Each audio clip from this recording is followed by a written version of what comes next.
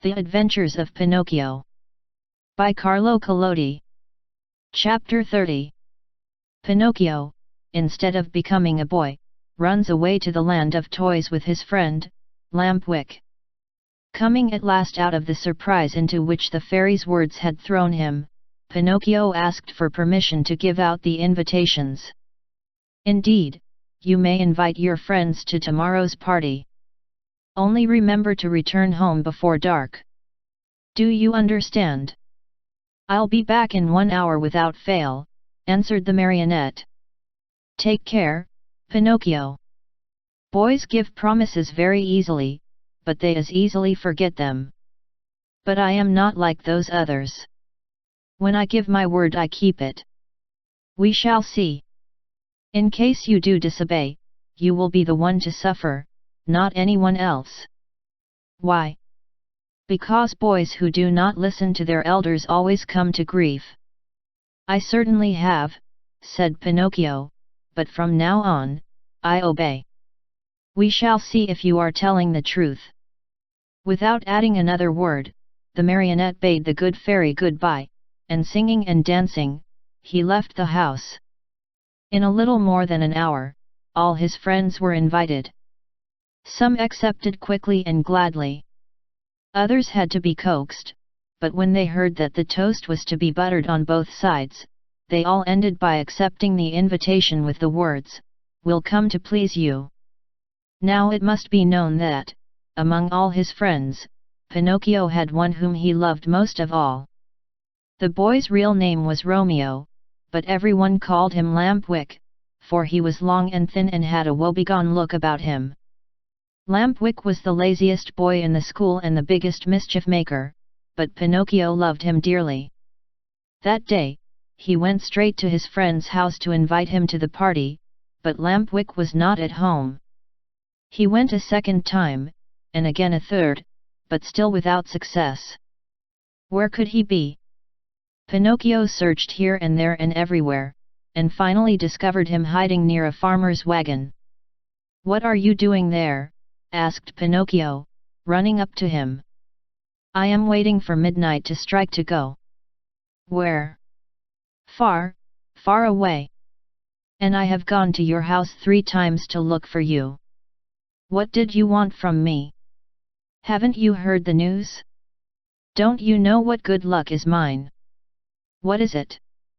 "Tomorrow I end my days as a marionette and become a boy, like you and all my other friends. May it bring you luck. Shall I see you at my party tomorrow?" "But I'm telling you that I go tonight." "At what time?" "At midnight." "And where are you going?" "To a real country, the best in the world, a wonderful place." "What is it called?" "It is called the Land of Toys." "Why don't you come, too?"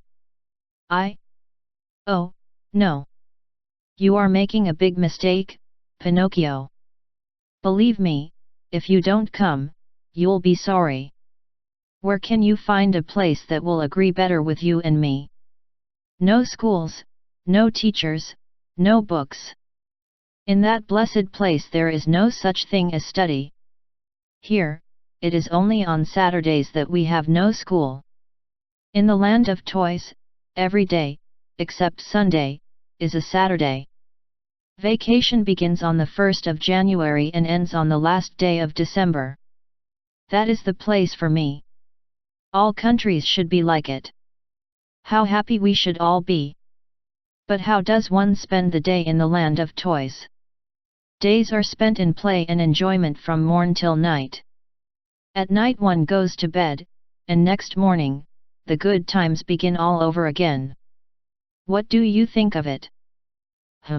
Said Pinocchio, nodding his wooden head, as if to say, "It's the kind of life which would agree with me perfectly."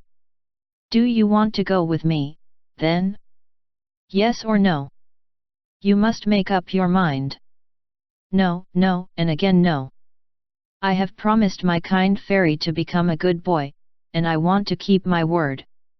Just see, the sun is setting and I must leave you and run. Goodbye and good luck to you." "Where are you going in such a hurry?" "Home." My good fairy wants me to return home before night. Wait 2 minutes more. It's too late. Only 2 minutes. And if the fairy scolds me, let her scold. After she gets tired, she will stop, said Lampwick. Are you going alone or with others? Alone?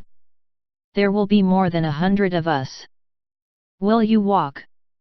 At midnight the wagon passes here that is to take us within the boundaries of that marvelous country. How I wish midnight would strike. Why? To see you all set out together. Stay here a while longer and you will see us. No, no. I want to return home. Wait 2 more minutes. I have waited too long as it is. The fairy will be worried. Poor fairy. Is she afraid the bats will eat you up? Listen, Lampwick, said the marionette, are you really sure that there are no schools in the land of toys? Not even the shadow of one. Not even one teacher. Not one. And one does not have to study. Never, never, never. What a great land, said Pinocchio, feeling his mouth water. What a beautiful land. I have never been there, but I can well imagine it. Why don't you come, too? It is useless for you to tempt me. I told you I promised my good fairy to behave myself, and I am going to keep my word. Goodbye, then, and remember me to the grammar schools, to the high schools, and even to the colleges if you meet them on the way. Goodbye, Lampwick. Have a pleasant trip, enjoy yourself, and remember your friends once in a while. With these words, the marionette started on his way home. Turning once more to his friend, he asked him, "But are you sure that, in that country, each week is composed of 6 Saturdays and 1 Sunday?" "Very sure." "And that vacation begins on the 1st of January and ends on the 31st of December?" "Very, very sure." "What a great country," repeated Pinocchio, puzzled as to what to do.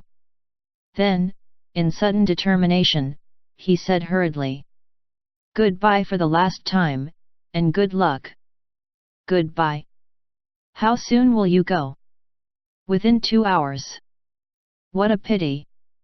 If it were only 1 hour, I might wait for you." "And the fairy?" "By this time I'm late, and 1 hour more or less makes very little difference." Poor Pinocchio. "And if the fairy scolds you?" "Oh, I'll let her scold. After she gets tired, she will stop." In the meantime, the night became darker and darker. All at once in the distance a small light flickered. A queer sound could be heard, soft as a little bell, and faint and muffled like the buzz of a faraway mosquito. "There it is!" cried Lampwick, jumping to his feet. "What?" whispered Pinocchio. "The wagon which is coming to get me." "For the last time, are you coming or not? But is it really true that in that country boys never have to study?" "Never, never, never." "What a wonderful, beautiful, marvelous country." Oh! Chapter 31. After 5 months of play, Pinocchio wakes up one fine morning and finds a great surprise awaiting him. Finally the wagon arrived. It made no noise, for its wheels were bound with straw and rags. It was drawn by 12 pair of donkeys, all of the same size, but all of different color. Some were grey, others white, and still others a mixture of brown and black. Here and there were a few with large yellow and blue stripes. The strangest thing of all was that those 24 donkeys, instead of being iron-shod like any other beast of burden, had on their feet laced shoes made of leather, just like the ones boys wear. And the driver of the wagon? Imagine to yourselves a little, fat man, much wider than he was long, round and shiny as a ball of butter, with a face beaming like an apple, a little mouth that always smiled, and a voice small and wheedling like that of a cat begging for food.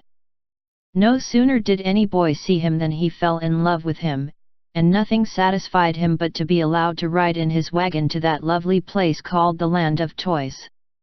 In fact, the wagon was so closely packed with boys of all ages that it looked like a box of sardines.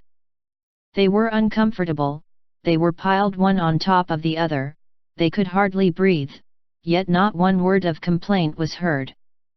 The thought that in a few hours they would reach a country where there were no schools, no books, no teachers, made these boys so happy that they felt neither hunger, nor thirst, nor sleep, nor discomfort.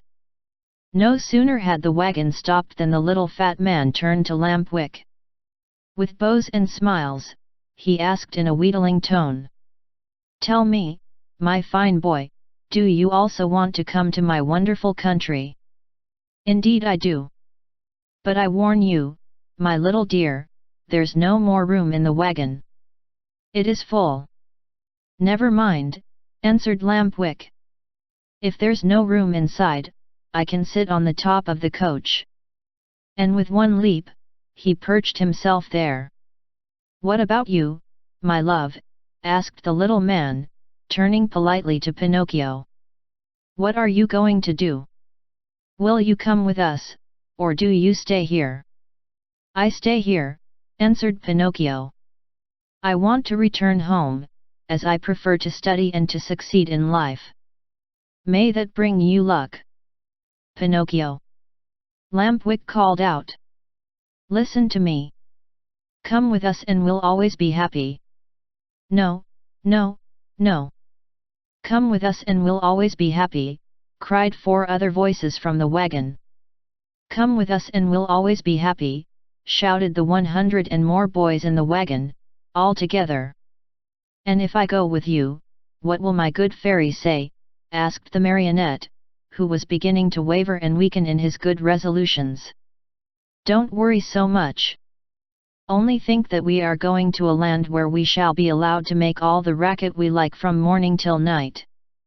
Pinocchio did not answer, but sighed deeply once, twice, a third time. Finally, he said, "Make room for me. I want to go, too."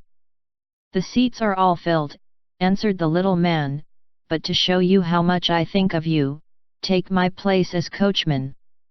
"And you?" "I'll walk." "No, indeed. I could not permit such a thing. I much prefer riding one of these donkeys," cried Pinocchio. No sooner said than done. He approached the first donkey and tried to mount it. But the little animal turned suddenly and gave him such a terrible kick in the stomach that Pinocchio was thrown to the ground and fell with his legs in the air. At this unlooked-for entertainment, the whole company of runaways laughed uproariously. The little fat man did not laugh. He went up to the rebellious animal, and, still smiling, bent over him lovingly and bit off half of his right ear. In the meantime, Pinocchio lifted himself up from the ground, and with one leap landed on the donkey's back. The leap was so well taken that all the boys shouted, "Hurrah for Pinocchio!" and clapped their hands in hearty applause. Suddenly the little donkey gave a kick with his 2 hind feet and, at this unexpected move, the poor marionette found himself once again sprawling right in the middle of the road. Again the boys shouted with laughter.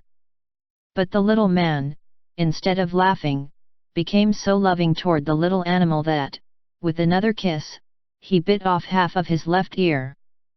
"You can mount now, my boy," he then said to Pinocchio. "Have no fear. That donkey was worried about something, but I have spoken to him and now he seems quiet and reasonable." Pinocchio mounted and the wagon started on its way.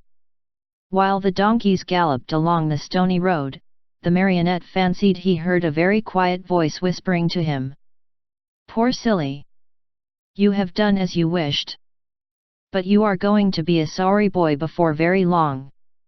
Pinocchio, greatly frightened, looked about him to see whence the words had come, but he saw no one.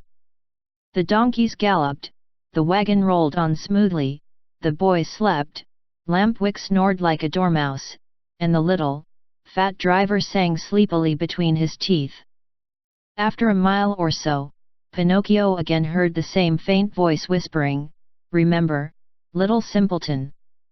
Boys who stop studying and turn their backs upon books and schools and teachers in order to give all their time to nonsense and pleasure, sooner or later come to grief. Oh, how well I know this! How well I can prove it to you! A day will come when you will weep bitterly, even as I am weeping now, but it will be too late." At these whispered words, the marionette grew more and more frightened. He jumped to the ground, ran up to the donkey on whose back he had been riding, and taking his nose in his hands, looked at him. Think how great was his surprise when he saw that the donkey was weeping just like a boy. "Hey, Mr. Driver," cried the marionette. "Do you know what strange thing is happening here? This donkey weeps. Let him weep. When he gets married, he will have time to laugh. Have you perhaps taught him to speak?" "No, he learned to mumble a few words when he lived for 3 years with a band of trained dogs." "Poor beast!" Come, said the little man, "do not lose time over a donkey that can weep. Mount quickly and let us go. The night is cool and the road is long." Pinocchio obeyed without another word. The wagon started again. Toward dawn the next morning they finally reached that much longed-for country, the land of toys. This great land was entirely different from any other place in the world. Its population, large though it was composed wholly of boys. The oldest were about 14 years of age, the youngest, 8. In the street, there was such a racket, such shouting, such blowing of trumpets, that it was deafening. Everywhere groups of boys were gathered together. Some played at marbles, at hopscotch, at ball. Others rode on bicycles or on wooden horses. Some played at blind man's buff, others at tag. Here a group played circus, there another sang and recited. A few turned somersaults, others walked on their hands with their feet in the air. Generals in full uniform leading regiments of cardboard soldiers passed by. Laughter, shrieks, howls, catcalls, hand-clapping followed this parade. One boy made a noise like a hen, another like a rooster, and a third imitated a lion in his den. Altogether they created such a pandemonium that it would have been necessary for you to put cotton in your ears. The squares were filled with small wooden theaters, overflowing with boys from morning till night, and on the walls of the houses, written with charcoal, were words like these: "Hurrah for the land of toys! Down with arithmetic! No more school!" As soon as they had set foot in that land, Pinocchio, Lampwick, and all the other boys who had traveled with them started out on a tour of investigation. They wandered everywhere, they looked into every nook and corner, house and theater. They became everybody's friend. Who could be happier than they? What with entertainments and parties, the hours, the days, the weeks passed like lightning. "Oh, what a beautiful life this is," said Pinocchio each time that, by chance, he met his friend Lampwick. "Was I right or wrong?" answered Lampwick. "And to think you did not want to come.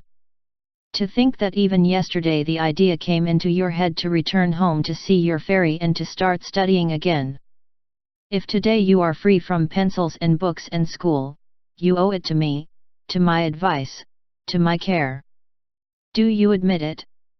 Only true friends count, after all." "It's true, Lampwick, it's true. If today I am a really happy boy, it is all because of you. And to think that the teacher, when speaking of you, used to say, 'Do not go with that Lampwick. He is a bad companion and some day he will lead you astray.'" "Poor teacher," answered the other, nodding his head. "Indeed I know how much he disliked me and how he enjoyed speaking ill of me. But I am of a generous nature, and I gladly forgive him." "Great soul," said Pinocchio, fondly embracing his friend.